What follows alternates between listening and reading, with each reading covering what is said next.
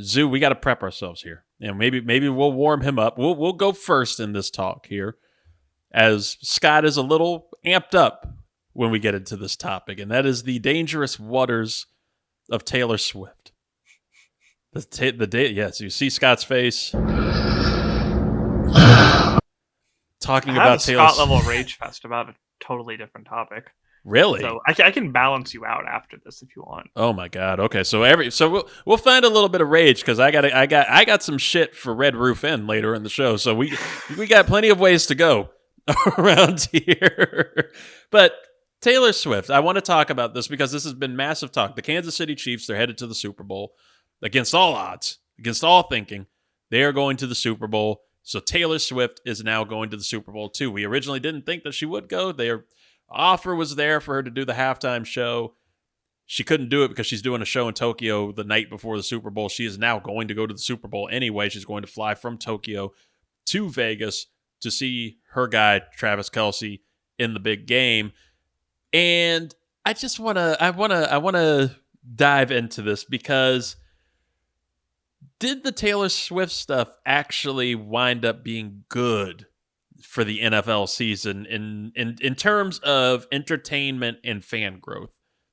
Like, I know it could be annoying when NBC pans to her about 12 times within the first half of a Sunday Night Football game.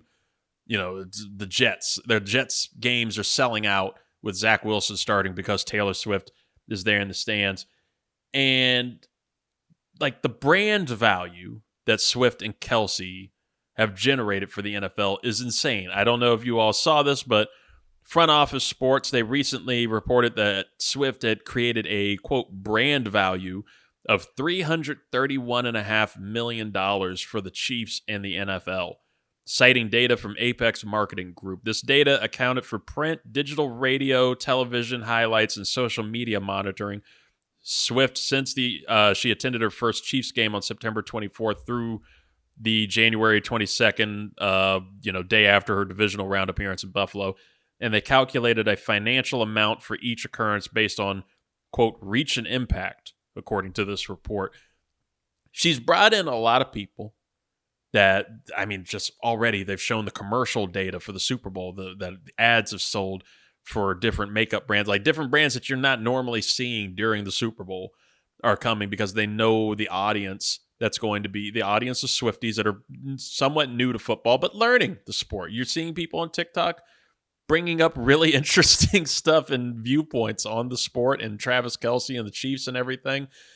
It's kind of fun. I think I'll be the devil's advocate here against Scott for once. I know Scott's going to rage against Taylor Swift as a whole, but I've kind of, it was the championship game where I kind of felt bad about getting mad. I felt like the angry Twitter dude that's been going off on these Swift things, but seeing her on the field, hugging all over Kelce, and it was really romantic and cute, and she looked genuinely happy for him, and he looked genuinely happy to see her. They were chilling. There's, rumors that he might propose at the Super Bowl. Tune in to Super Week to find out what we think about that. But I finally, for the first time, felt like it was real and not a rigged conspiracy thing here. And the AI stuff happened. The AI porn stuff started to generate with Taylor Swift, and that was kind of gross outside of the one where she's kissing Andy Reid, which was kind of funny, but the rest were all gross. And she might change the legislation and regulation on AI because of this now, with a potential bill in Congress that would testify and jump on people who are spreading and creating this kind of stuff. Zoo, have we turned the corner on Taylor Swift in the NFL? Are we appreciative of what she's done for the NFL this season? I've always been neutral on the topic. Like, it doesn't bother me. I'm more tired of seeing Travis Kelce commercials than I am seeing Taylor Swift during a game. Exactly. I'm more sick of Kelce than I am Swift. I'd rather have Swift on the Chiefs than Kelce. Here's something I didn't think about until you introduced the topic. The last few years of the NFL has been covered with controversial topics, social justice issues. and a lot of issues with owners and this sketchy things they do behind the scenes. Like, there's been a lot of negative off the field stuff that takes over NFL stories the last few years. So I feel like this has just been an interesting pace where it's no one's really talking or thinking about that sort of stuff to the same extent because they're more focused on what Taylor Swift is doing. But that's only for the games that the Chiefs play at. So because it's being so directed towards that, I feel like we just had a chance to just talk about football for everything else. Like, I feel like that dark cloud just kind of got like contained for a little bit. So, like I said, I've always been neutral. Like, when we have the bigger games and they pan the camera towards like famous people, like, you get excited over little shit like that. So it's like, if people are excited for Taylor Swift, great. If you don't care, it's only a couple of seconds.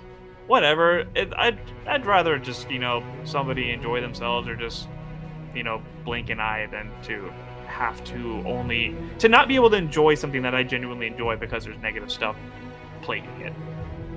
I almost want to put like some really elegant music behind Zoo in post as he's doing that, because that was very eloquent and very well said, Zoo. I think that was a very level-headed response to all of this. So to counter that, go ahead and ruin Scott Elliott, what do you think about all of this?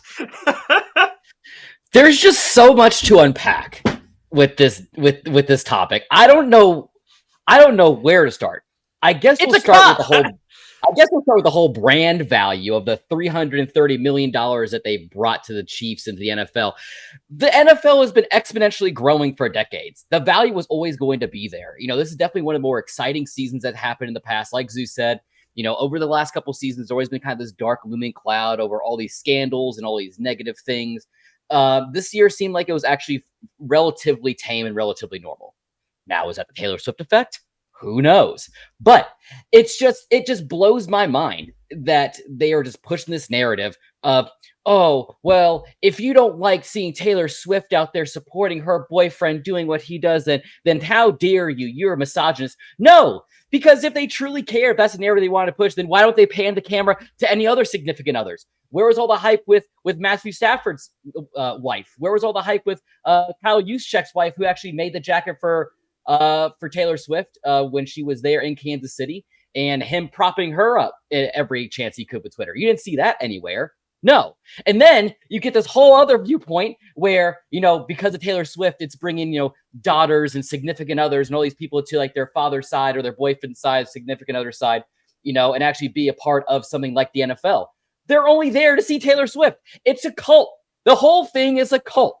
If you want to make any money, yes, this is what you need to do. You need to pander yourself to this to this age bracket group of the mid-teen to the 30 to 40-year-old females who have exponential income. Oh, and by the way, why are we praising her for helping one of, if not the largest sports in the world? If I was an organization, that looks good on her. Right. And my thing is, especially like coming from a place of feminism, if I was a feminist, I'd be pissed that she's not going out there propping up the WNBA, going out there and getting that stuff. Go take her over there. They need the help. They need the money. It's the great sports radio argument. Not do it. Don't do it. Do it in the playoffs. Do it in the Super Bowl. Do it in the WNBA. You really want to get this shit done? That's what I'm saying, though, because you have one side of the aisle who's always like saying that like men need to do more and provide more for like women's sports and promote them and support them and things like that. That's great. We will what we need to do. But when you have the world's largest star in Taylor Swift, who's going out there and supporting the NFL, who doesn't need help with revenue or money or anything like that, I'd be more mad that she's not going out there supporting some women's franchise or some women's league sport. It just where's all the uprising about that? I really want that social experiment now of her just going, like, announcing that she's going to a WNBA game.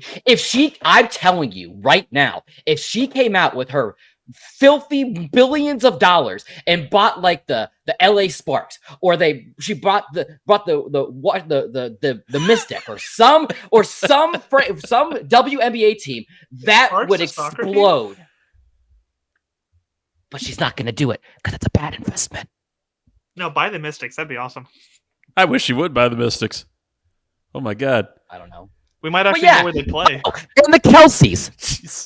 I'm tired of Jason and Travis Kelce blowing up my damn TikTok feed. I don't care about New Heights in your shit. I don't care about your documentary. Get out of here. Go away. Oh, and Brittany Mahomes. Yes. You're not safe. I saw you throwing shade at the poor stadium workers in the tunnel. How dare you? Didn't you learn your lesson last time? Out of all this, where's Patrick's brother? No one's safe. Yeah, where's Patrick's brother? He's just lying. He's just under the radar. Where is Jackson? He's a little suspiciously quiet. It's a little. It's been a little quiet for him. It is true about Brittany Mahomes. It's one of the funniest things I've seen this season was a bunch of media people, a bunch of paparazzi waiting in the Chiefs tunnel for Taylor Swift to walk out so they could, yell all her questions and yell hi to her. And Brittany Mahomes comes out. They see a blonde walking out. They're like, "Oh, is that her? Is that her?" And Brittany Mahomes walks out. And it just gets quiet, and all you hear is one guy silently say, "Oh, it's just Brittany." Good. Fuck them. I like the social experiment idea, though. I would be interested. Like, what? Because we're saying that she's generated so much for the NFL, and obviously, like you said, the NFL does not need the help. The NFL has grown year to year to year. The only thing she's generated at this point is the Taylor Swift stands buying Kelce jerseys. Yes. But could she do this for baseball? We could talk about saving baseball and everything. The Baltimore Orioles just sold for $1.7 billion, which compared to the most recent NFL sale, which was the Washington Commanders at $6.1 billion, I believe, then that's a bad look for baseball. Could Taylor Swift go out and date, I don't know, Juan Soto or Bryce Harper and generate the same level of interest in baseball and get Swifties to actually show up to baseball games and watch those? You think so? Her loyal followers will follow her to the ends of the earth. It doesn't matter what sport she goes to. She could go wrestle in the WWE at this point. They have a lot of shit going on right now with Vince McMahon. Ooh. So if you want to think about an industry that needs to save face, bring her on. Ooh. Oh my God. Imagine Taylor Swift at WrestleMania. It would blow up. A swift kick in the ass. That's what you're going to get. It doesn't matter. They're going to follow her with no question. She could go to the next week's monster truck rally. Who knows? She could go anywhere. And they're going to follow. Blindly follow. She's here. She's there. She's every fucking where. Taylor Swift. Taylor Swift.